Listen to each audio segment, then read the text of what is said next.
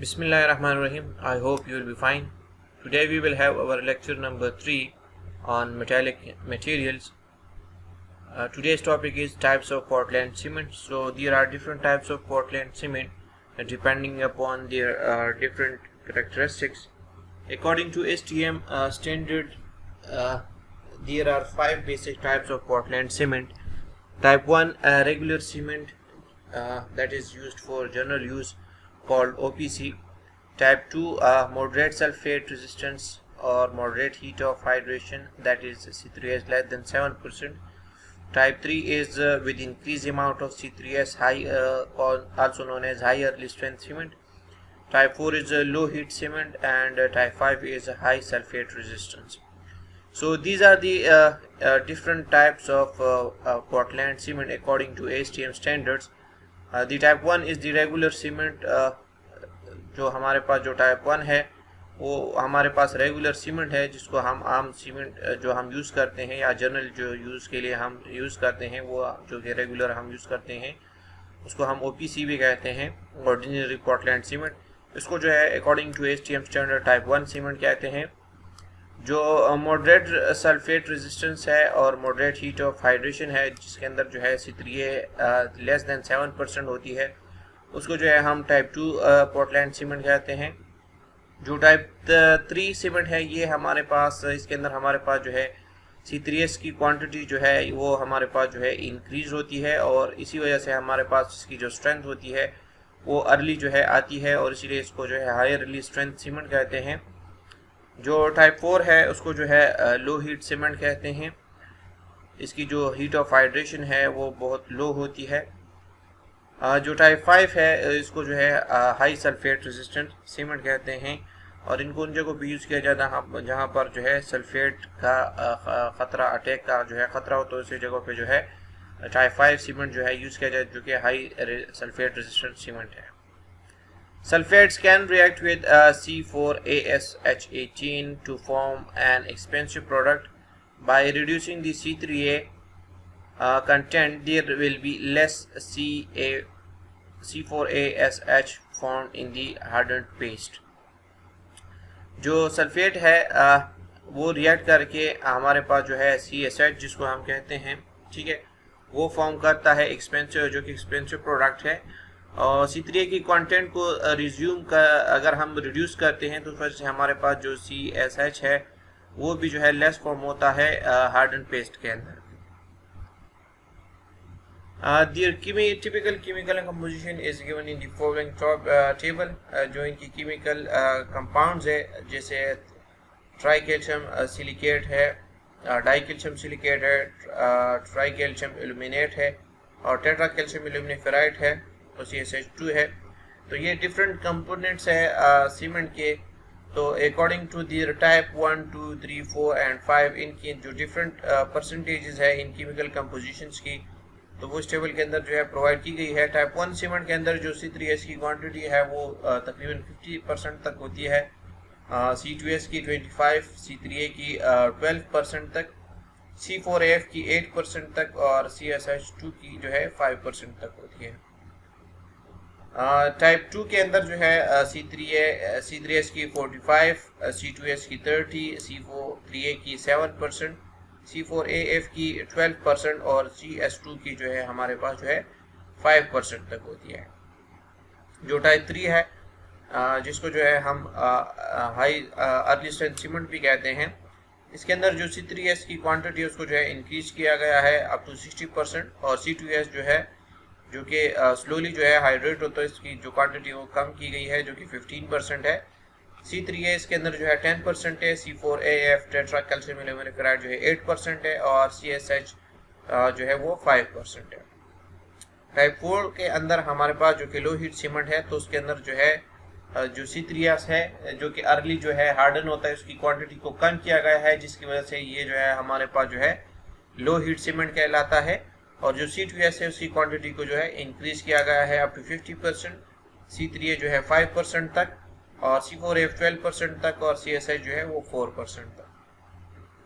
जो टाइप 5 है sulphate resistant cement, उसके अंदर C3S जो है 40%, C2S 40%, C3A जो है 4%, C4AF 10% और CSH2 जो है वो हमारे पास 4% है। इनकी जो फाइनेंस है जिसको जो है ब्लेन ने जो है ब्लेन के मेथड के ज़रिए हम इसको जो है फाइंड करते हैं। सबसे पहले ब्लेन ने इसको जो है फाइंड किया था। इसका जो यूनिट है वो है स्क्वायर सेंटीमीटर पर केजी, यानी कि 1 केजी जो है कितने स्क्वायर सेंटीमीटर को जो है ये कवर करता है। तो जो टाइप 1 है उसकी टाइप 2 3 की जो टाइप 1 और 2 की जो फाइनेंस है और टाइप 5 की वो तकरीबन 350 स्क्वायर मीटर पर केजी है, और जो टाइप 3 है उसकी जो है 450 स्क्वायर मीटर पर केजी है, और टाइप 4 की जो है वो हमारे पास 300 स्क्वायर मीटर पर केजी है।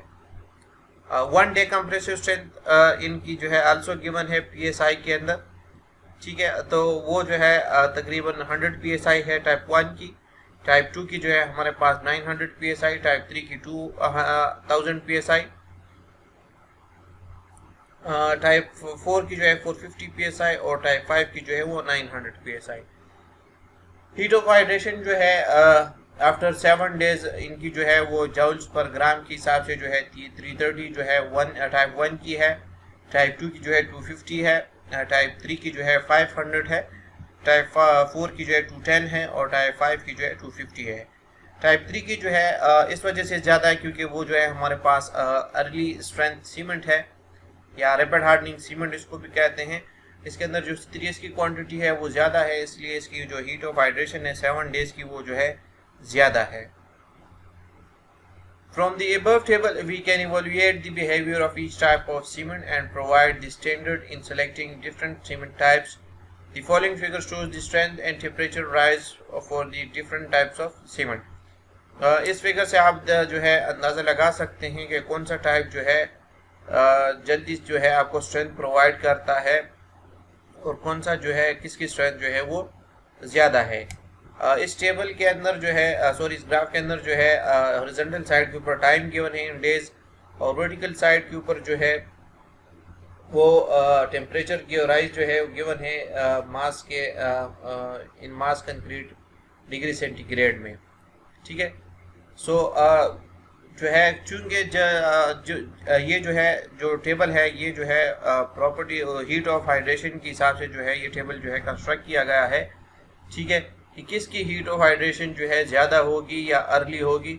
सो टाइप 3 चूँकि हमारे पास आप देख सकते हैं फिगर के अंदर वो चूँकि हमारे पास अर्ली स्ट्रेंथ सीमेंट है, ठीक है, और वो जल्दी जो है हाइड्रेट होता है, तो उसकी जो अर्ली डेज के ऊपर जो टेम्परेचर राइज है तो वो तकरीबन सबसे ज़्यादा है, जो कि 45 तकरीबन तक 45 डिग्री सेंटीग्रेड तक जो है पहुंचता है in first approximately 5 to 7 days. जो टाइप 1 है उसकी उसके बाद ज़्यादा है, उसके बाद टाइप 2 की है, और उसके बाद जो है टाइप 4 की है। जो 30 डेज की है वो उसके अंदर भी जो है टाइप 3 की जो है सबसे ज़्यादा है, टाइप 2 की उसके बाद है, टाइप 3 की उसके बाद है, और टाइप 4 की उसके बाद है। सो डिपेंडिंग अपॉन दियर केमिकल कंपोजिशन, जो C3S जो है जिसके अंदर ज़्यादा होगा, ठीक है, तो उसकी जो हीट ऑफ हाइड्रेशन होगी या adiabatic temperature rise in mass concrete होगा वो सबसे ज़्यादा होगा। ये टेबल जो है आपको शो करता है कंप्रेसिव स्ट्रेंथ को विद टाइम। तो हमारे पास जो टाइप 3 है जो कि अर्ली स्ट्रेंथ सीमेंट है, तो उसकी स्ट्रेंथ जो है सबसे ज़्यादा है 7 डेज के ऊपर, ठीक है, क्योंकि अर्ली स्ट्रेंथ सीमेंट है।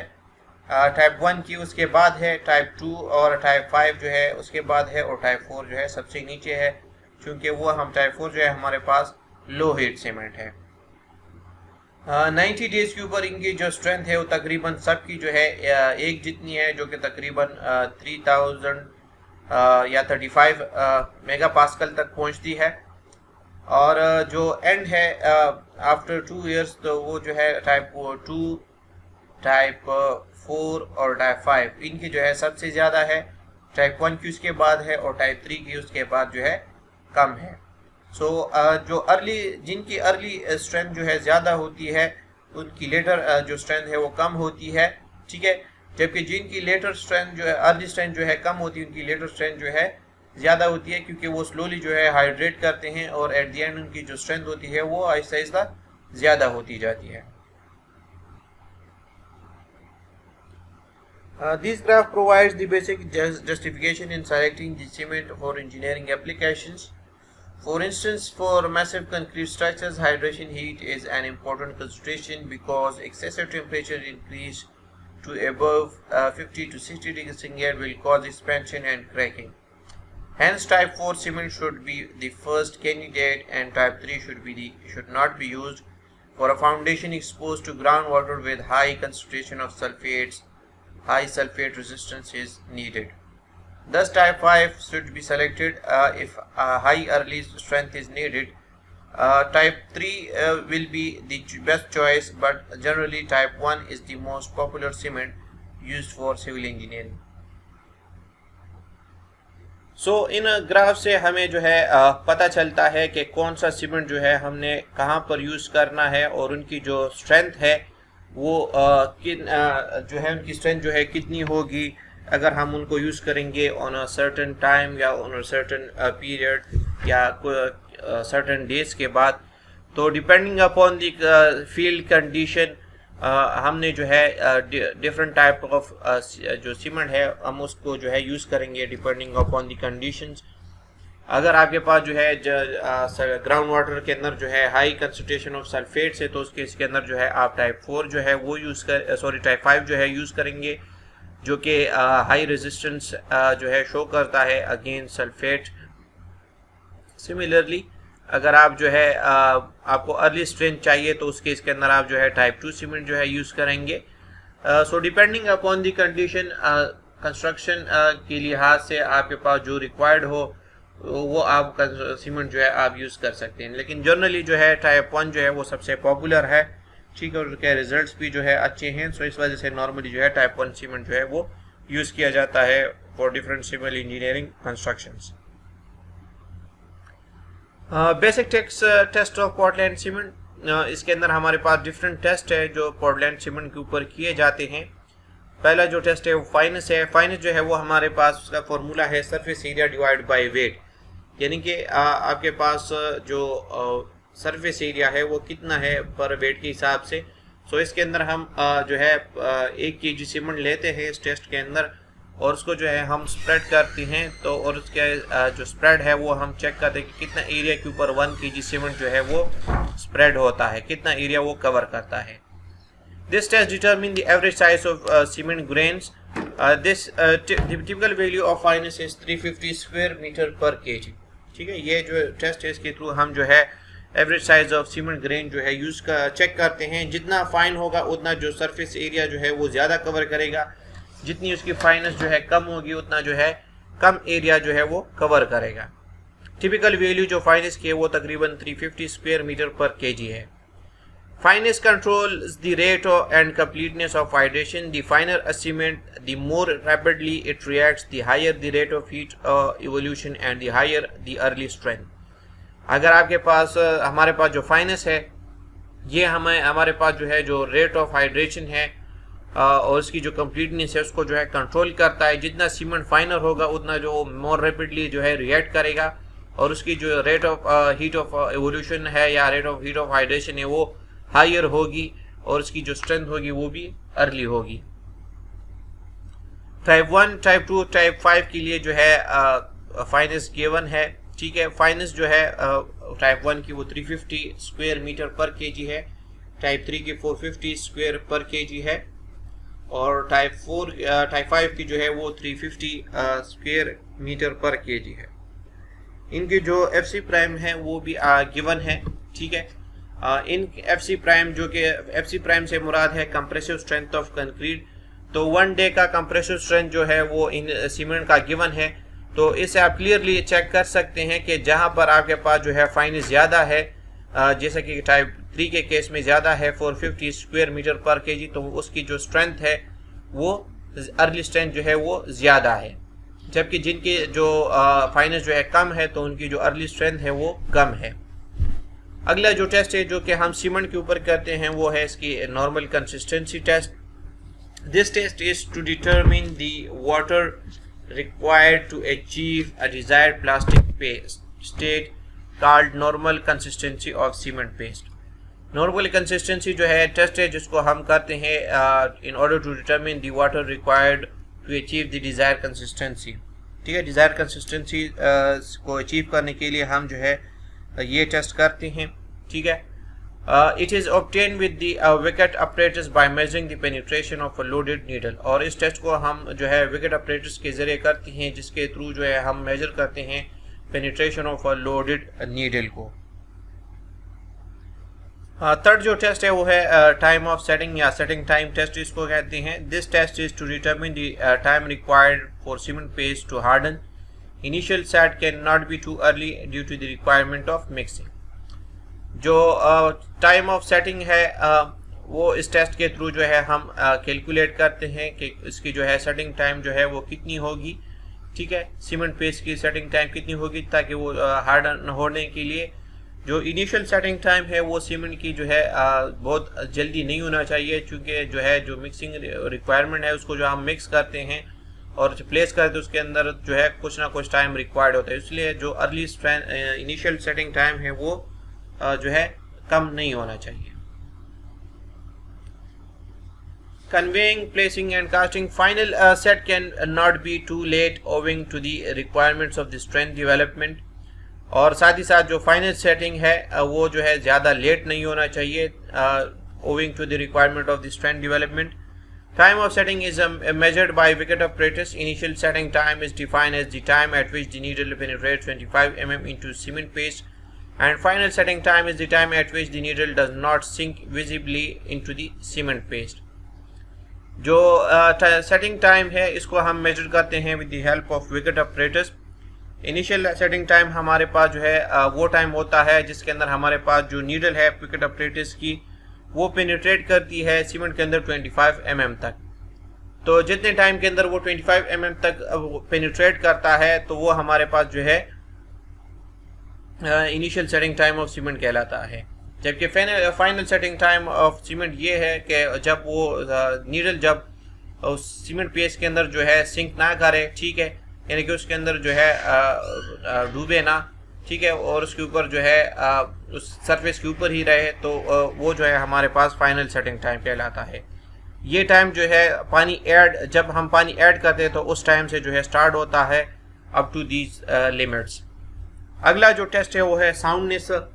तो साउंडनेस जो टेस्ट है इसके अंदर हम जो है एक्सेसिव वॉल्यूम चेंज को जो है चेक करते हैं कि सीमेंट के वॉल्यूम के अंदर जो है सेटिंग के बाद जो है वॉल्यूम चेंज तो नहीं आता।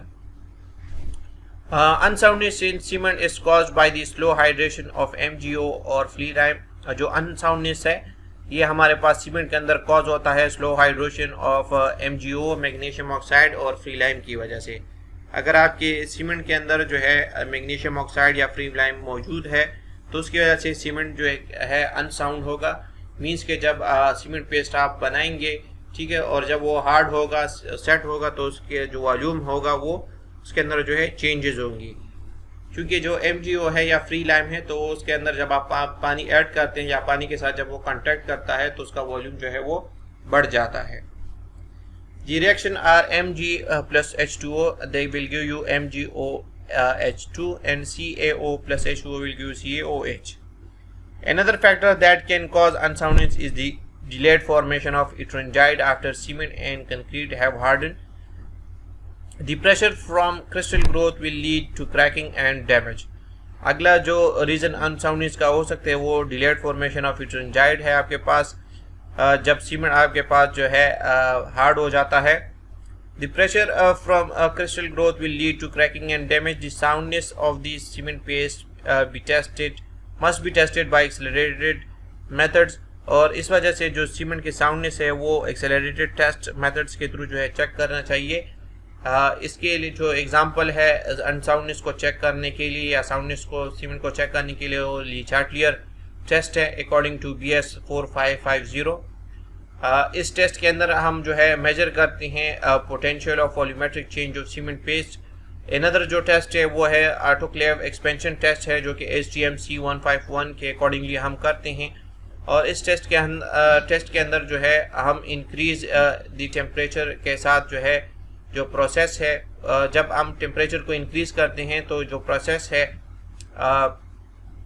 MgO का और CaO का वाटर के साथ, तो वो फास्ट होता है और हमें जल्दी जो है पता चल जाता है कि हमारे पास जो है सीमेंट के वॉल्यूम के अंदर चेंजेस आएंगी या नहीं आएंगी। अगला जो प्रॉपर्टी है वो है strength. The strength of cement is measured on motor specimen made of cement and standard sand silica.